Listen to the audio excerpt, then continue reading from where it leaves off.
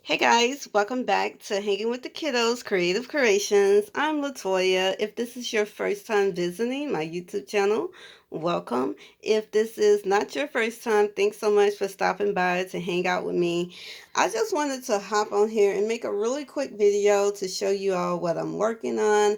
I'm working on my daughter's 10th birthday party favors here.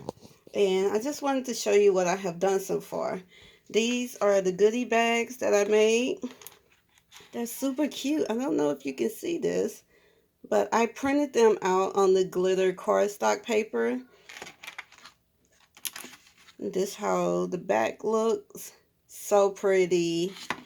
And I made her a cake topper.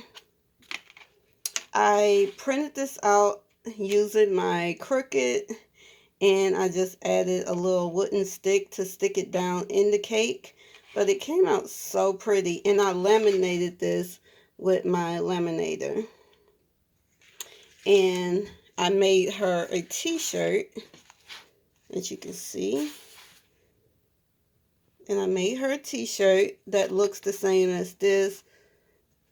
So pretty. So that's what I've been working on. I would love to see what you all have been working on. This, I use my blank chip bag template that you can find over in my Etsy shop.